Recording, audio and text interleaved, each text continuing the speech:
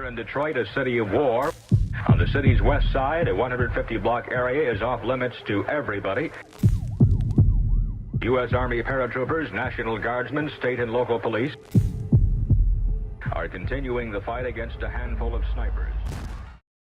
I just want to say congratulations. Thank you, man. Appreciate it. This is one of those types of movies that they don't come around very often, but this one, the way it hit, man.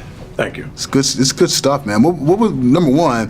What was it like recreating this era and recreating something that happened 50 years ago, but it's still very much relevant today? It was interesting. I'm a big history buff. Always like learning about different periods in American history. And with this, it was so spectacular because I feel like it was a direct line to where we are today. A lot of people forget that the 60s, how influential they were in American history to where we are today. So every time I go back to the 60s, having just done the LBJ MLK movie, it was just a boiling pot. It was just a pressure cooker of where we were as a people. And out of that explosion came this great renaissance and new age creation of Jimi Hendrix, of all these amazing artists. So it was wonderful to be able to go back and look at that and see from whence we came.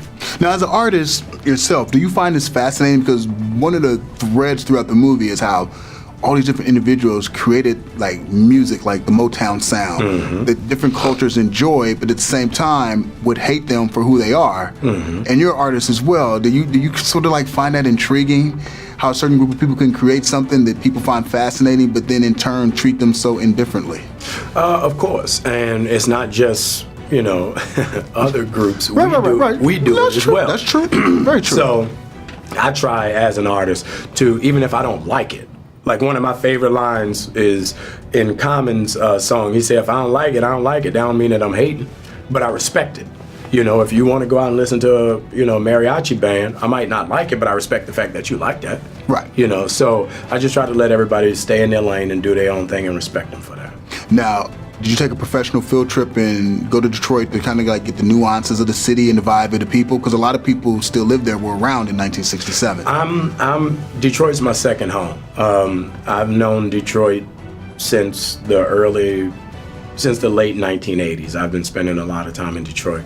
So when it comes to the D, I'm very knowledgeable of the history and everything that's going on there, how the people are and where they are now. And how have things changed? Because you always hear so many different things about Detroit, and most of them tend to be on the negative. But there's no city that can have that much negative without having some positive take place. Well, Detroit is on an upswing, unlike any other city in America. It's like there's a young, thriving, young class and middle class where people are starting to take back the city of Detroit and grow it and blossom it into what it's going to be in the future. I mean, one of the oldest and most popular buildings in Detroit is the old train station.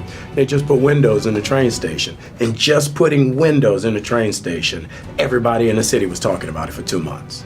So, it's one of those things where, out of Detroit, I believe in the next 15 years, it's going to be the rose that grows from the concrete. I need you to survive the night.